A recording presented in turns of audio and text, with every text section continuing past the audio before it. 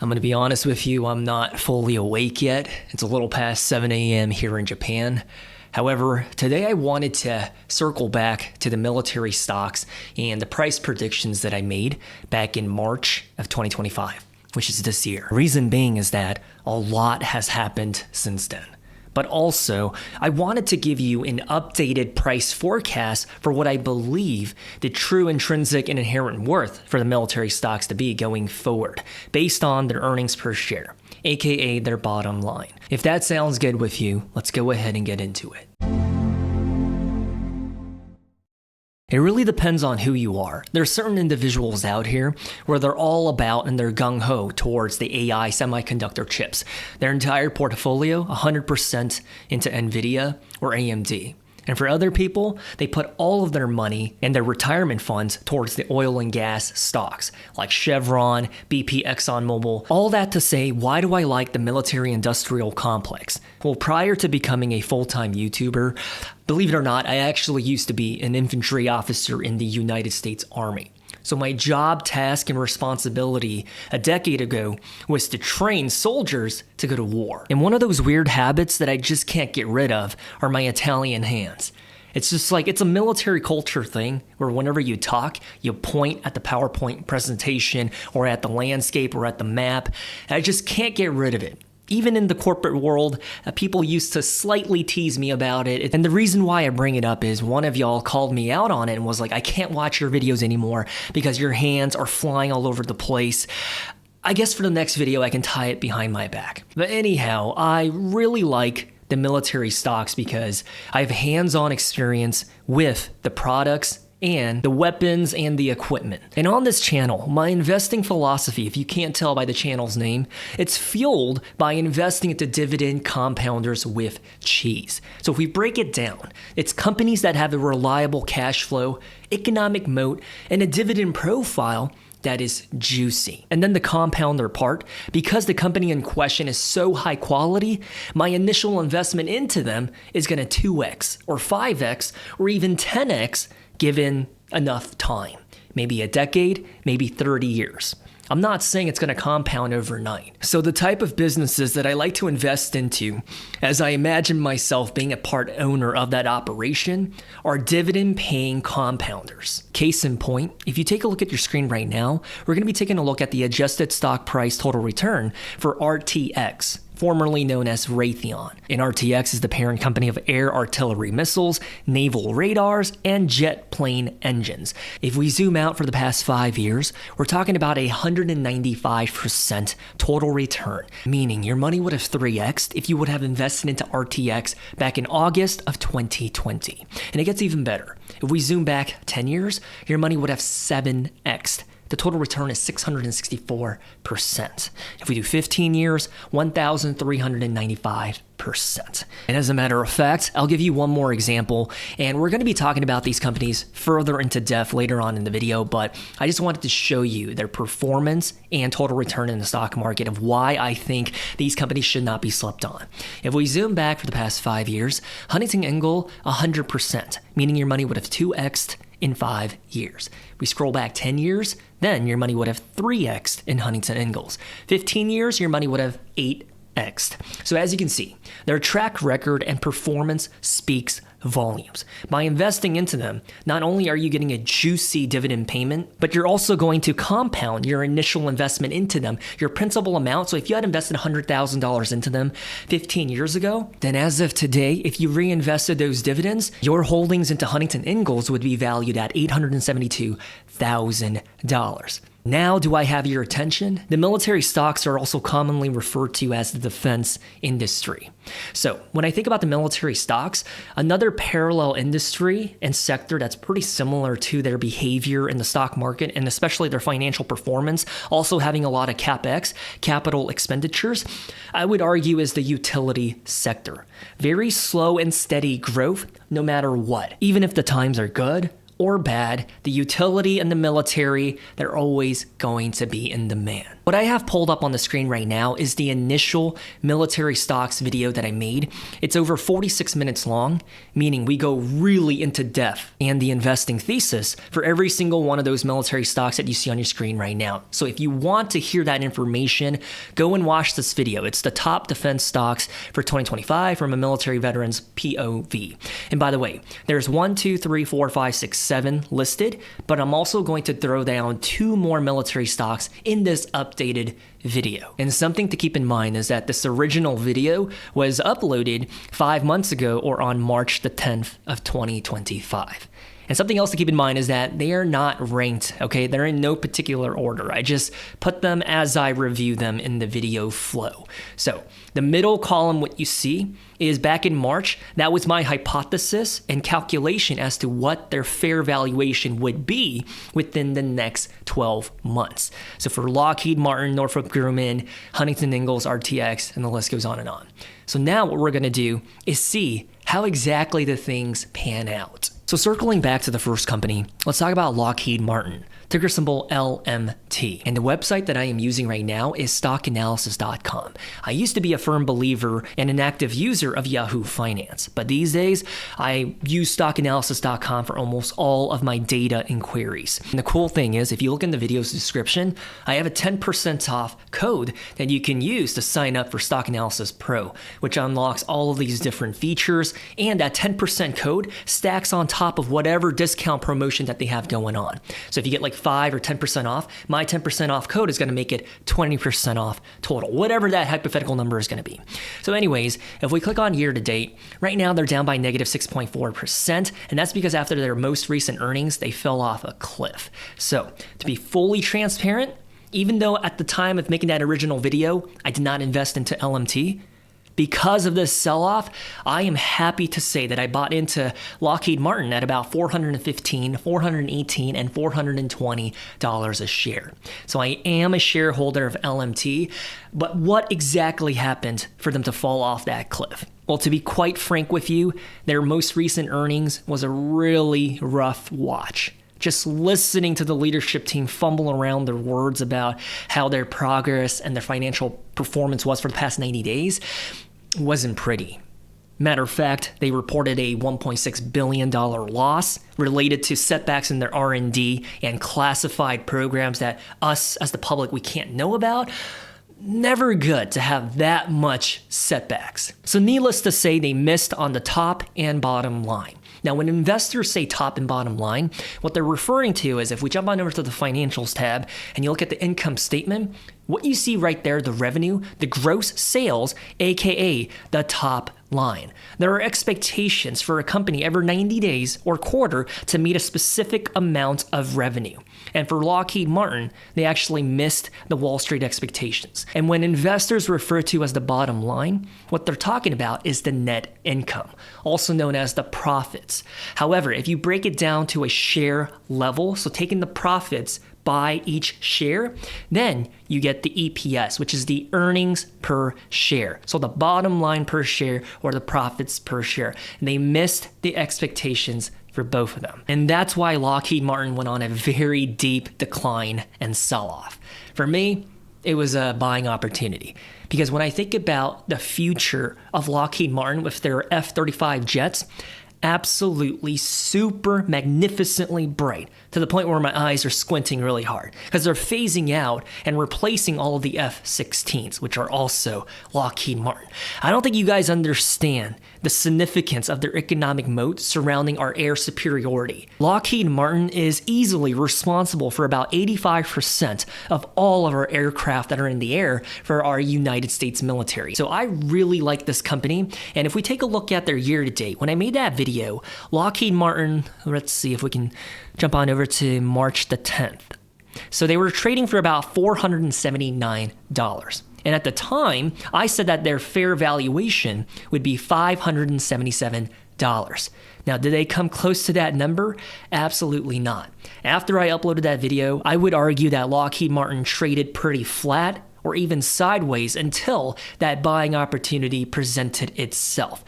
But what I'm saying to you is, if Lockheed Martin does business as usual and their growth bounces back without experiencing any more setbacks in their R&D or producing their jets to fulfill their backlog, because I think in the grand scheme of things, Lockheed Martin should be okay as a company, as an operation, and as a military stock. If we break this down on a quarterly basis, you can see even though they failed to meet the expectations, they still grew their top line year over year. And if we scroll down to their earnings per share, which is the bottom line, that's where the picture got really ugly. So I'm not a betting man, and I don't like to gamble. However, I think in 2, 4, 5 years, I think all of this nonsense about their earnings per share being shattered is going to be a thing of the past, and they're going to be okay. I don't think their dividend is going to be cut. I don't think this company is going to go bankrupt. I think Lockheed Martin, right now, I would argue they're still undervalued, even at $450 a share, because the original investment thesis, I said $577, and I don't think that's too far off from my updated price target that I'm going to share at the end of the video. By the way, their dividend profile, just shy of 3%. Their dividend growth rate, 4.7%. Annual dividend payout is $13.20. There's a lot to like about this company. Now, the next one that I want to circle back to is going to be Northrop Grumman. And unlike Lockheed Martin, they also just posted their earnings, but they crushed their recent earnings to the point that they even raised their guidance for the rest of the year. You don't just go out and make the claim of like, hey, we're making so much money right now that it's only going to get bigger in the future, so you should raise your expectations unless you're going to be certain of it. Don't make false promises in the stock market and then under-deliver. Because if you under-deliver, just like as you saw with Lockheed Martin, you're going to be sold off and punished like no other, which means that Northrop Grumman must feel pretty darn bullish based on their fundamentals and operations and numbers that they're generating right now. As a matter of fact, every line of their business is up year over year, except for their space endeavors. Now, when I made that video, March the 10th, let's see if we can find that price point for Northrop Grumman. I think right here, $495 a share. I said that Northrop Grumman in the next 12 months, their fair valuation should be $555. Now, did they hit $555? Absolutely, and they smashed past it, and now they're currently $586 a share. I said they're going to go into that overpriced territory where their trading multiple, which is the PE ratio, would be overpriced when they hit 605. I would argue by the end of the year, Northrop Grumman is most definitely going to hit that 600, 605 range and territory. And the thing is, at the time when I made that video, you might have dismissed me by saying, dude, Northrop Grumman at $495, they're way too expensive. I'm not going to buy into them. But on the other hand, by buying into them, that $495 would hypothetically be $586 without taking into account their dividend profile, which is at 1.5% dividend yield, and the dividend growth rate is 11.2%, which means the percentage of your payouts grew by 11.2%. The best way to digest this and analyze it is think about your salary increasing by 11.2%. It's phenomenal. I love it. And the next company that I wanted to follow up on is Huntington Ingalls. Yes, we did an experiment with them at the beginning of the video. Basically, at a very high level, Huntington Ingalls has a monopoly, well, not exactly, a duopoly for making almost every single sea vessel, destroyer, cruiser, carrier, submarine for the United States Navy and Coast Guard. And the intellectual property and information and patents that go into those ships, dude, their economic moat is as wide as your waist. And I don't mean to say that as a diss, but I'm saying it's huge. And I'm going to tell you this right now. Huntington Ingalls, ticker symbol HII, they're absolutely crushing it across their operations and shipyards to the point where, just like Northrop Grumman, they raised their guidance for the rest of the year in light of, despite, in the face of tariffs. And their backlog right now is $56.9 billion.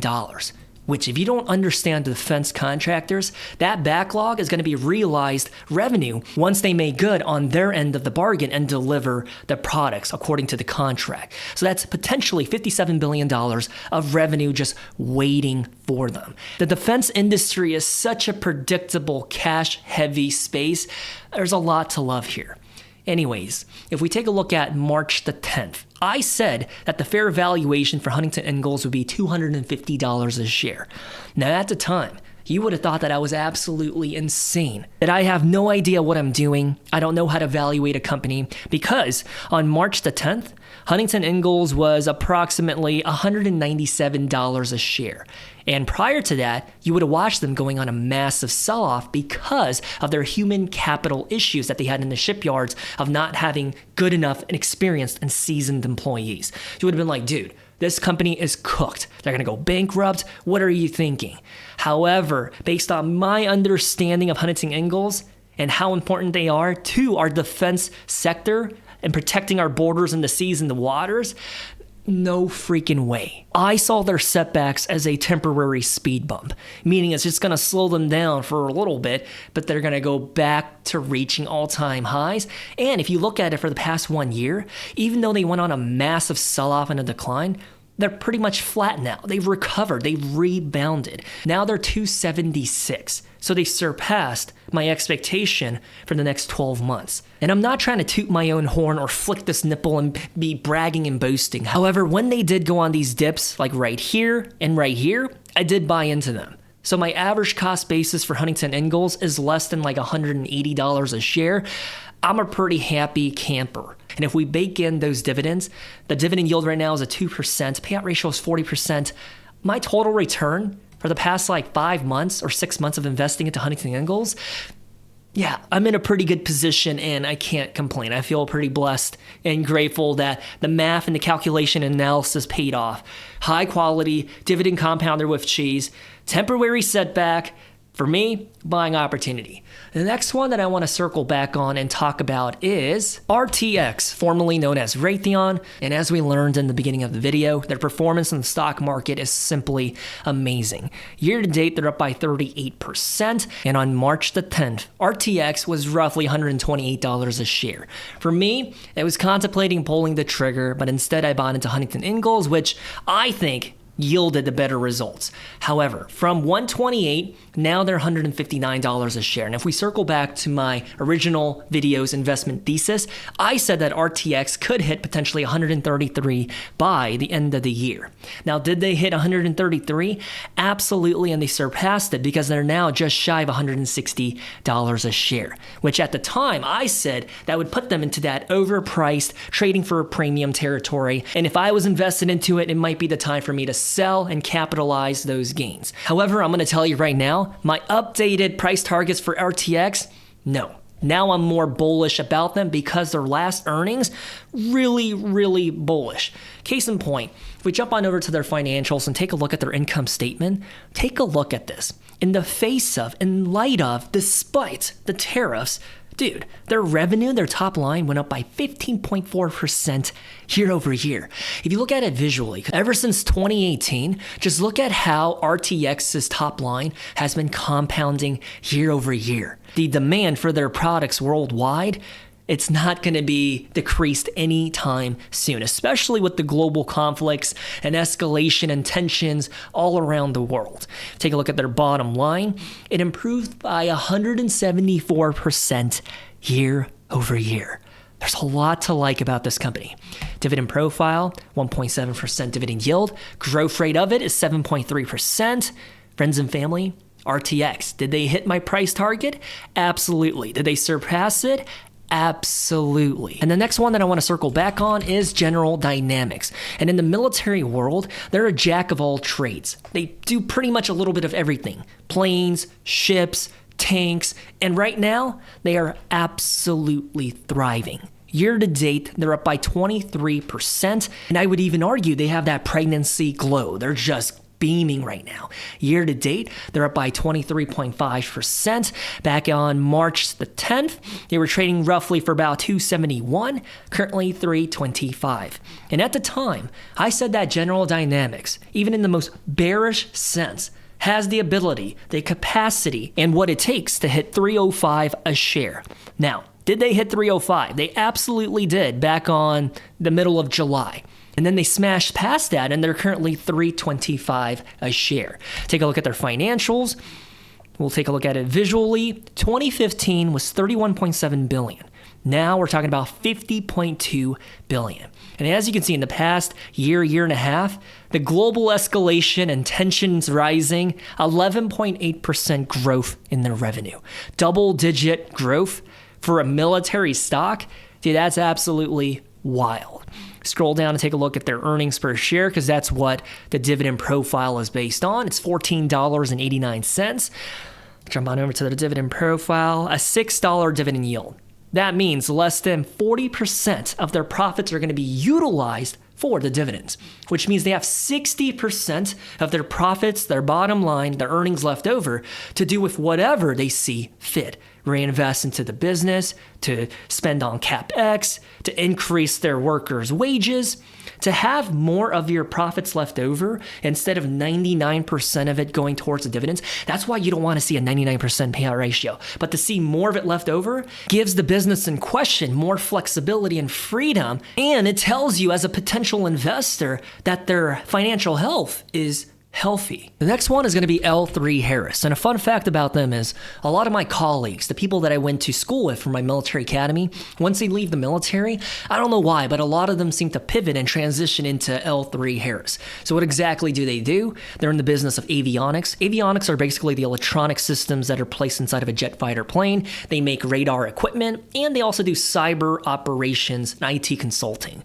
Year to date, we're talking about, let it load, 31.6%. That's pretty darn good. On March the 10th, when that video was made, they were roughly $217 a share. And one could argue that was really expensive at the time. However, by buying into it at $217, your money would have grown to $276 without taking into account the dividends. And my price target at the time when I made that video, even though they were about $217, I said in a realistic bearish scenario, L3Harris should have no problem reaching $255 a share. Now, did they hit $255? Absolutely. They actually hit that number back in July 3rd, right before Freedom Weekend. Happy Independence Day from the British Empire. We said, see you later, and now we're an independent country. And the fact that they're $276 a share right now, you love to see it. Now, I argued back then that if they reached $280 a share, they would be in that very expensive category, and it might be time to sell and capitalize those profits. However, I don't think that's the case anymore. But unlike the others that we observed so far in their dividend profile, I would argue their dividend growth at 3% is just decent. It's modest. It's the bare minimum standard that it should be. Because for me, a dividend compounder with cheese needs to have a dividend growth rate that's above the historical rate of inflation so that your cost of your dividends payout are not going to be shrinking technically, but rather it's growing to keep in line with inflation. So 3.5%. And so for L3Harris to be growing their dividend at a rate of 3%, they're just at that average minimum mark. Could do better, especially considering how their payout ratio is 53%, but I think their leadership team is just taking it slow and steady rather than being too aggressive, which not a bad idea. And then the last military business that was featured in the original video was Heico. They manufacture and supply jet engine parts and avionics equipment for Lockheed Martin, Boeing, and all the other aircraft companies. So instead of making a finished product of like a tank or a missile or a bazooka or a vehicle, they're supplying parts and supplies to make that aircraft, if that makes sense. Year to date, they're up by 33%, which seems to be in line with the other military stocks. And on March the 10th, Heico Corporation was approximately $256 a share. And in the original video, based on their historic trading multiple, their PE ratio, I said that they were kind of expensive for what they were. However, they surpassed my expectations of them hitting $230 a share, and now they're $316. I said they do have the potential to hit $275 a share, but in a bearish case where everyone feels distant and kind of uninterested towards the military stocks, that they could potentially degrade back down to $230 a share. However, I think the sentiment and the feelings towards the military stocks have taken a 180 turn. Because as of right now, at the end of August, I think people are now bullish and are seeing what I saw back in March. They're investing into it. But needless to say, out of all the companies that we observed so far, their PE ratio is just shy of 70. So I would say in comparison to their peers and rivals, they are kind of expensive if you look at it from a trading multiple perspective. However, I'm just happy to see that they hit my $275 price point target that I had for them, and they're $316 a share. So if you're invested into Heico, good job. You fundamentally made a good decision. This is pretty good. I'm starting to wake up a little bit. It's almost 8 a.m. here in Japan, and what you see on your screen right now, the updated rankings and my updated price targets for the military stocks, and we have included 2 additional people to the party, Oshkosh Corporation and Boeing Corporation. And to be honest with you, I thought about ranking them like number 1, number 2, number 3, and it's too difficult. Because it's kind of like picking your favorite child if you're a parent. So I hate to be that guy, but I truly don't think there's a number 1 in this category. Honestly, I know I might be biased because I am invested into Huntington Ingalls and Lockheed Martin. I would say that they're all S tier to me. If you're familiar with my ranking videos, S tier is the highest standard and grade and rating that a company can receive in a ranking. Because historically, A is where the metric ends, right? A is like excellence, way above average. S tier is taking that A caliber company into the next level. And that's how I feel about these companies. However, there's only one that I would not say those high regards and remarks towards. And that's gonna be Boeing. Ticker symbol BA. And I'll explain my logic and thought process here in a bit. However, I did want to shed some light on how I developed these numbers. It's based on their earnings per share, not on their free cash flow and not on their dividend profile. So the middle column is what I think is absolutely realistic using very bearish numbers. So if their leadership team is projecting growth of at least 8%, then basically I would shave off some numbers and say only 5%. You get it? And the column to the left is if I plug in those numbers that the leadership team is promising. So realistically, they could hit the left column, but given the uncertainty, the volatile nature of the stock market this year, because the stock market seems to be going up and down, depending on the news, tariffs, and escalations, I think the middle column to play it safe and to be conservative. As a value investor that also puts on the hat of dividend growth investing, I like to plug and chug smaller and reduced numbers to be on the side of safety. So Lockheed Martin, I still think they have the potential to hit 510. Now, I think in the original video, I argued that they could potentially hit 577 a share. But that was before they had all of those setbacks in their R&D and classified programs. So taking all of that information into account and baking it into their future projection, I think 510 is still realistic. And for Northrop Grumman, obviously, I think they're very high quality. I increased their price forecast from 555 a share. Now, I think by the end of the year, realistically, if they keep going on this roar, 610 should not be outside of the territory of what is possible for them. And for Huntington Ingalls, even though I am invested into them, I do think they're trading for a premium for right now. So I think by the end of the year, they are probably going to be hovering around 260 a share based on bearish numbers and baking in setbacks. Meaning, if something happens in their next earnings, they might sell off to like 220 a share, but I think they're going to rebound and finish the year at 260. However, if they do not have any setbacks, and they continue to crush it, because remember, they raised their guidance, then I think Huntington Ingalls could hit 310 a share. And that's why I ultimately made the executive decision not to sell out of them. Because even though they did hit my price target of 250, I was contemplating it, and then I did my homework, and then I was like, you know what? I think Huntington Ingalls still has more room to grow, especially for this year. So as of right now, they're still in my portfolio and paying me dividends as of right now. And for RTX, I increased their price target as well by about $30. So 160 using bearish numbers, 180 still possible for them. And then when it comes to General Dynamics, I think they're trading for a premium right now. Now, I'm not invested into them, but at about $325 a share at the time of making this video, they're way past my expensive category. And if I was invested into GD, I probably would sell out of them. And that's not to say they're not high quality, it's just they've surpassed the expectations of their price forecast. And so for me, that could be the opportunity to seize the gains and put it into my pockets and then use that capital to buy into something else that's undervalued. Just my thinking, you can dismiss whatever I said. This is not financial advice, it's just one guy talking, right? So I think they're overpriced, but I still think they're high quality. And then jumping all the way down to the bottom, Boeing, I just wanted to circle back to Boeing. I included them into this list because even though I personally don't like them, they are still a military industrial complex player. And the reason why I don't like them, I think I'll let the numbers do the speaking. So if we pull up ticker symbol BA right there, currently $235 a share. I'm saying they're really expensive. I think they're overpriced. They're way past their intrinsic and inherent worth. Because as you can see right there, their forward trading multiple is 264. Are you freaking kidding me? A company that is unprofitable. Their earnings per share, their profits right now is negative $15 per share. They're losing money in order to run the operations. That is really bad. And not only that, I just hate their track record.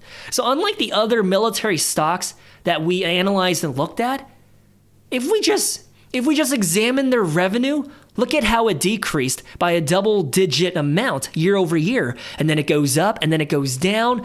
Very inconsistent. So their track record, I hate it.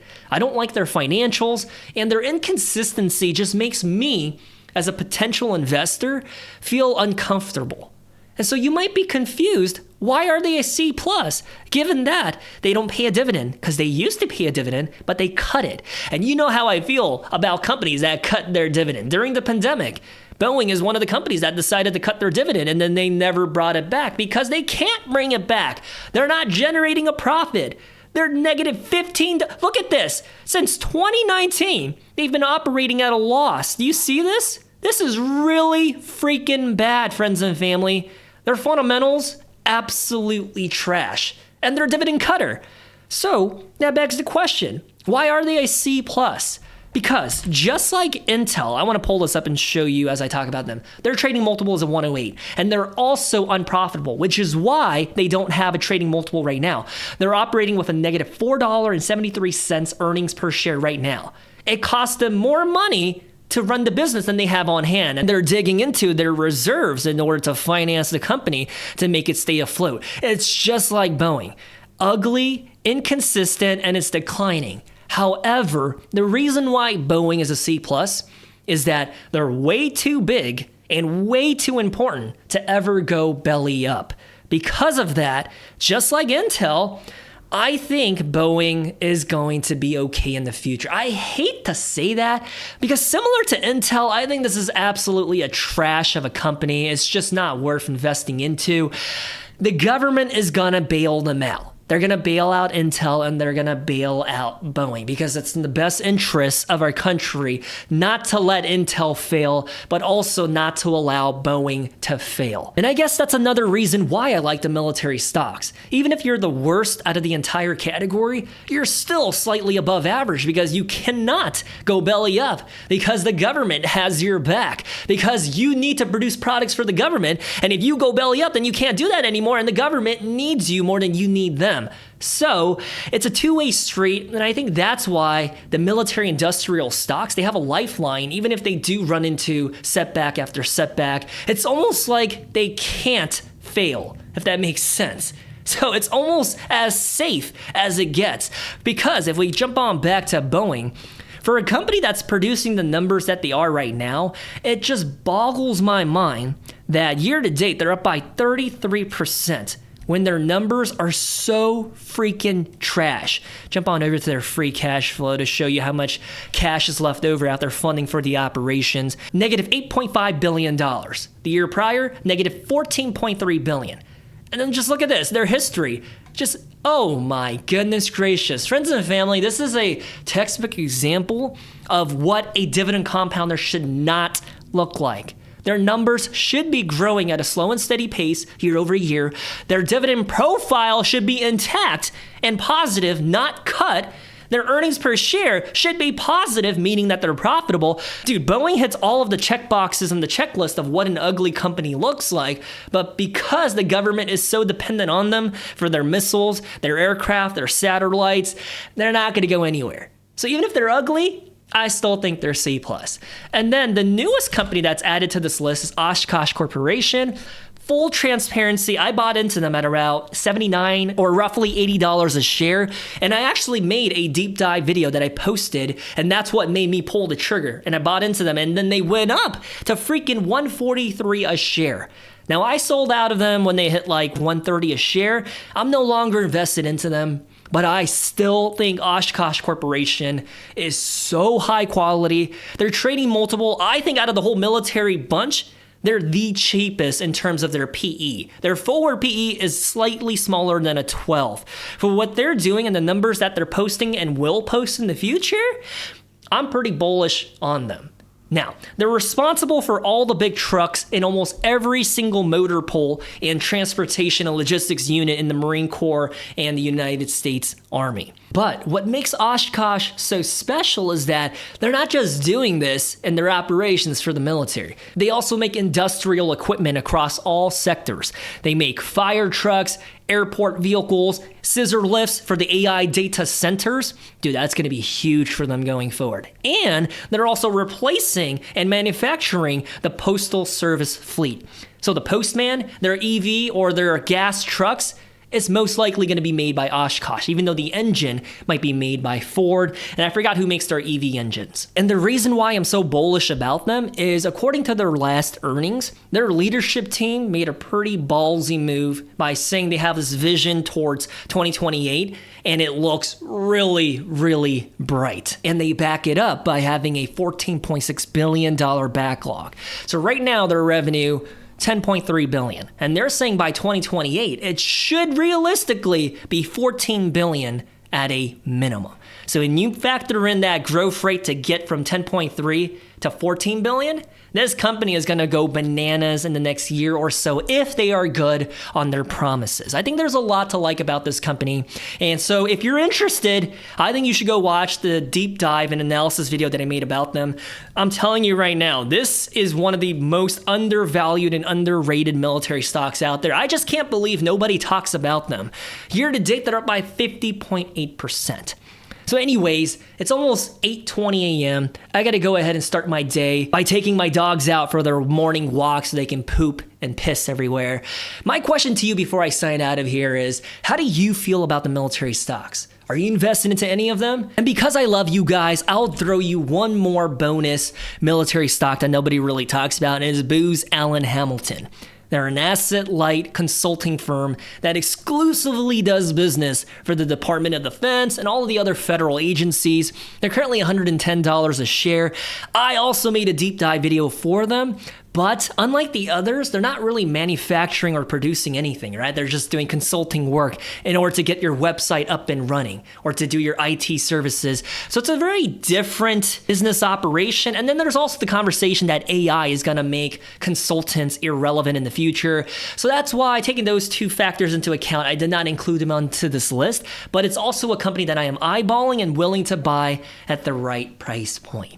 Anyways, to remind you one more time, I'm a guy whose investing philosophy is primarily fueled by dividend compounders with cheese. Companies and businesses that are crushing their operations so freaking hard that my initial investment into them is gonna 2, 3, 4, 5x. Okay? So even though I'm making content about these income ETFs, that, friends and family, less than 5% of my capital will be allocated towards that type of investment option. Because I don't think of them as compounders. I just think of them as income generating machines, if that makes sense. Huge difference. My bread and butter will always be dividend compounders with Parmesan, mozzarella. Anyways, I love you guys. Stay safe. Good luck in the stock market. And give me your feedback, whether it's good or bad. And I'll talk to you guys really soon.